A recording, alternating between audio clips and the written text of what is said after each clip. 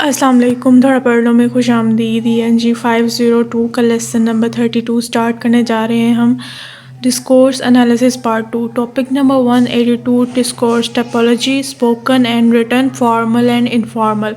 अब जी language teaching ने डिस्कोर्स को दो मेजर कैटेगरीज में डिवाइड कर दिया है, एक स्पोकन और एक रिटन।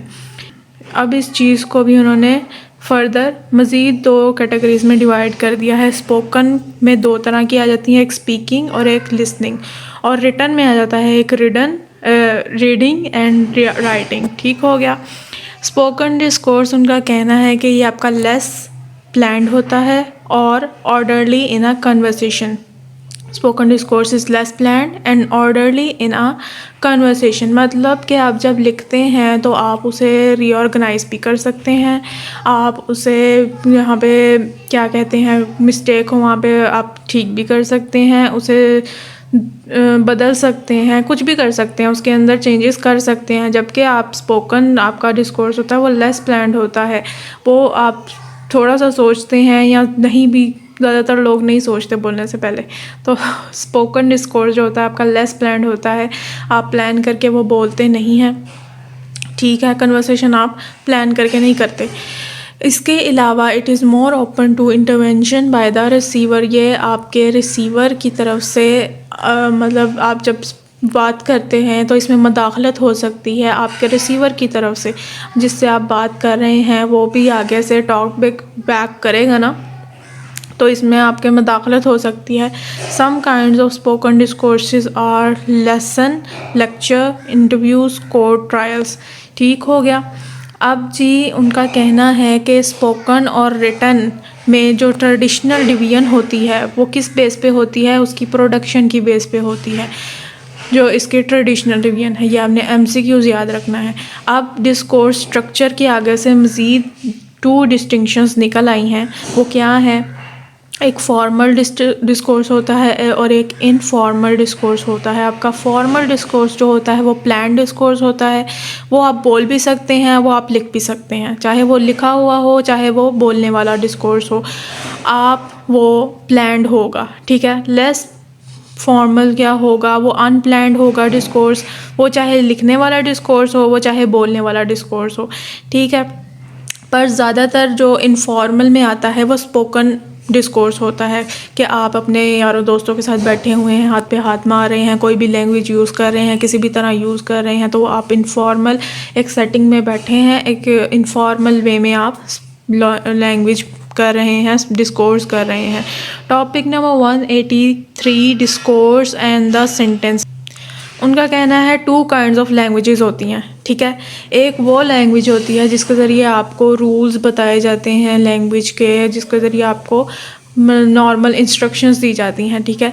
एक वो लैंग्वेज होती है जिसके ज़रिए आपको कम्युनिकेशन करना सिखाई जाती है रियल लाइफ में, कि आपने कोई भी कम्युनिकेशन करनी है तो कैसे करनी है, कोई आपने रेट्रिकल स्ट्रेटजी अपनानी है अपने कम्युनिकेशन में, वो कैसे करनी है, किसी को इन्फ्लुएंस करना है तो अपनी कम्युनिकेशन के ज़रिए कैसे करना है, तो ये कम्युनिकेटिव स्ट्रेटजीज जो होती हैं वो कैसे करनी है। ठीक है। तो ये जो लेटर ये आ गया ना, कम्युनिकेटिव फैक्टर जो एक आ गया, इसको कहते हैं discourse. The latter kind of language for communication is called discourse. Communication के लिए जो लैंग्वेज होती है उसे डिस्कोर्स कहते हैं।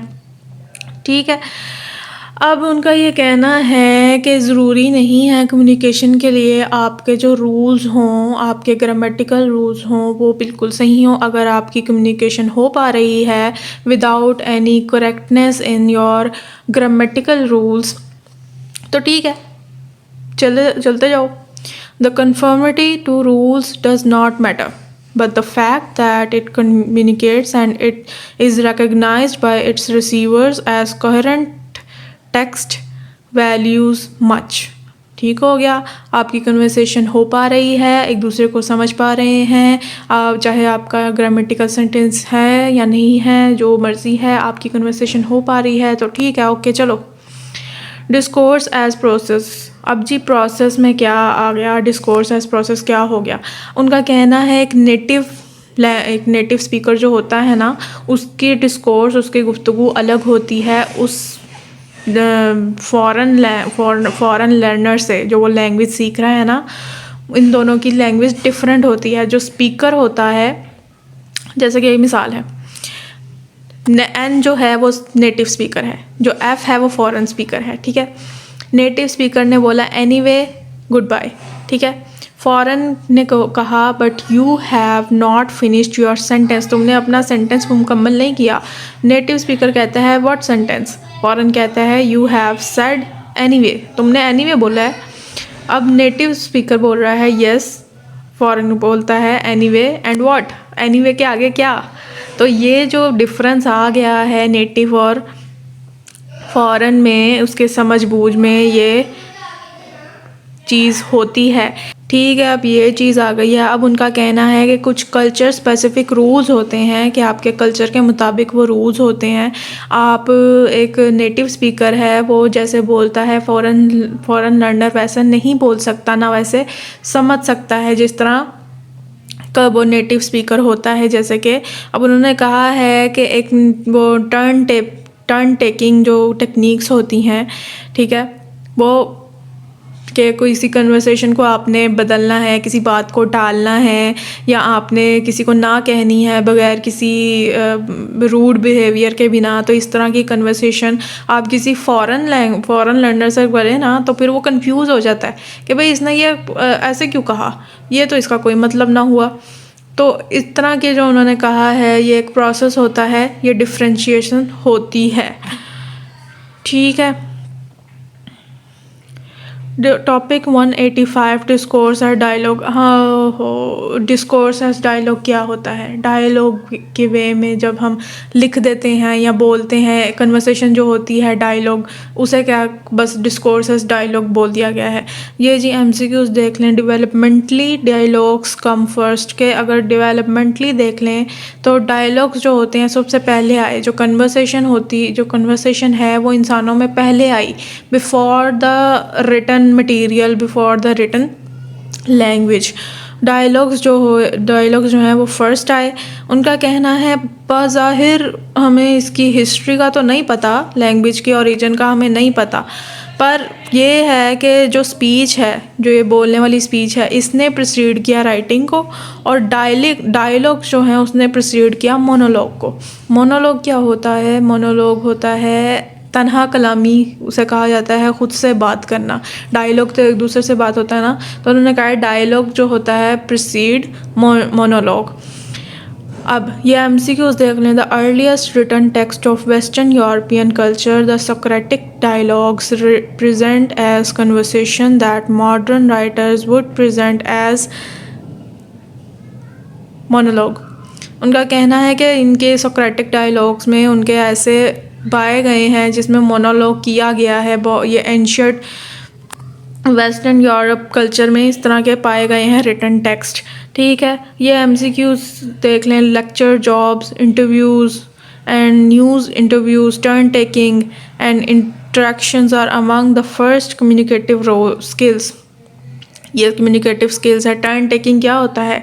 बात को मोड़ना अपने मुताबिक, या टॉपिक के मुताबिक, या बात को टालना, ठीक है, टॉपिक को चेंज करना, ये होता है turn taking.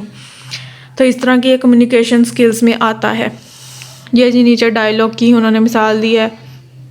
Topic number 186 information structure in discourse. अब जी इंफॉर्मेशन कैसे आप देते हैं गुफ्तगू के दरमियान, तो ये जी सब सारा पढ़ने वाला है। उनका कहना है the prerequisite of the information is to divide a sentence into two, कि ये शर्त है इंफॉर्मेशन देने की अपने कन्वर्सेशन में कि आप सेंटेंस को दो हिस्सों में डिवाइड करें, ठीक है। आपका सेंटेंस जो होगा वो बाय पार्टाइट होगा कि पार्टेट होगा? बाय पार्टाइट कर लें, has a bipartite structure. आपका जो सेंटेंस होगा वो दो जिसे कहते हैं स्ट्रक्चर्स पे मुश्तमिल होगा।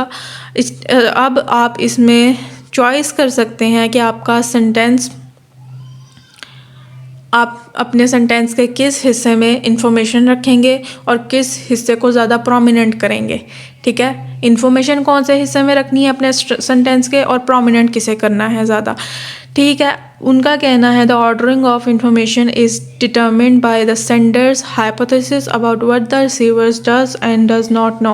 उनका कहना है आप अपनी इंफॉर्मेशन इस वे में ऑर्डर करेंगे, इस लिहाज से ऑर्डर करेंगे जब आपको पता होगा कि आपका रिसीवर क्या जानता है और क्या नहीं जानता। जो जानता होगा आप उसे लेस प्रोमिनेंट करेंगे, और जो नहीं जानता होगा आप उसे ज़्यादा प्रोमिनेंट करेंगे। इस हवाले से जो आप करेंगे अपने information order. Two levels of information, दो तरह की इंफॉर्मेशन होती है, given information, new information. Given information वो होती है जो कि आपके जो रिसीवर है उसे पहले से ही पता है। न्यू इंफॉर्मेशन वो होती है जो आप अपने रिसीवर को देंगे ड्यूरिंग डिस्कोर्स, ठीक है। और इसके अलावा आप ये देख लें, communicator assesses the knowledge of his her interlocutor. जो बात करने वाला होता है वो अपने रिसीवर की इंफॉर्मेशन, उसके नॉलेज को असेस करता है कि उसे कितना पता है, कितना नहीं पता, मुझे क्या इसे बताना है, क्या नहीं बताना। The ordering of given and new is not always straight forward. ये भी MCQs है कि अगर आप जो ऑर्डरिंग होती है इंफॉर्मेशन देने की, वो हमेशा स्ट्रेट फॉरवर्ड नहीं होती। Topic number 187, knowledge in discourse schemata. अब जिस स्कीमाता का जो बेसिक कॉन्सेप्ट है ना वो समझ लें। Mental representation about your language is called schemata. Mental representation से मुराद आपके दिमाग में जो खिचड़ी है जिसके मुताबिक आप ये समझते हैं कोई भी लैंग्वेज, कोई भी डिस्कोर्स, कोई भी कन्वर्सेशन, कोई भी वर्ड जब आपके सामने आया जाता है उसे रिकग्नाइज़ करना, कोई भी सिचुएशन जिसमें वो वर्ड बोला गया है उसे रिकग्नाइज़ करना। All about language in your mental representation, ठीक है। उसके मुताबिक अपने माइंड के मुताबिक रिकग्नाइज़ करना उसे कहते हैं स्कीमाता, ठीक है। अब उन्होंने इस पूरे टॉपिक में ये बोला है कि हमने इस जो ये नॉलेज है डिस्कोर्स का, ये नॉलेज ही हुआ ना जो आपके दिमाग में पहले से फीड होता है, ठीक है। तो उस जब वो कन्वर्सेशन सामने आती है, वो वर्ड सामने आता है तो आप उसे रिकग्नाइज़ कर पाते हैं, ठीक है। तो जी उनका कहना है कि हमने ये जो है ना नॉलेज डिस्कोर्स का, इसका हमने आइडिया लिया आर्टिफिशियल इंटेलिजेंस से, जिसे खाली बस रूल्स नहीं चाहिए लैंग्वेज को बनाने के लिए, उसे वो नॉलेज भी चाहिए थी, उसे वो फीड चाहिए थी, उसे वो कोडिंग चाहिए थी जिसके ज़रिए वो हमारी तरह की लैंग्वेज हमसे कन्वर्सेशन कर सकता, हमसे डायलॉग वो वैसे पास कर सकता हमसे, ठीक है। तो उसे वो नॉलेज चाहिए थी कि ये जो लैंग्वेज ये बंदा बोल रहा है ये कौन से सिचुएशन, कौन से वे में बोल रहा है, इसका कल्चर क्या है, फलाना टमकाना जो भी, ठीक है। तो ये MCQs देख लें। For discourse analysis the most important idea to come out of the field of artificial intelligence is knowledge schemata. इस आर्टिफिशियल इंटेलिजेंस से ये डिस्कोर्स एनालिसिस का ये जो है आइडिया निकला नॉलेज स्कीमाता का। ये MCQs है। अब mental representation of typical situation used in discourse processing to predict the context of the particular situation which the discourse describes। एक माउस है, ठीक है।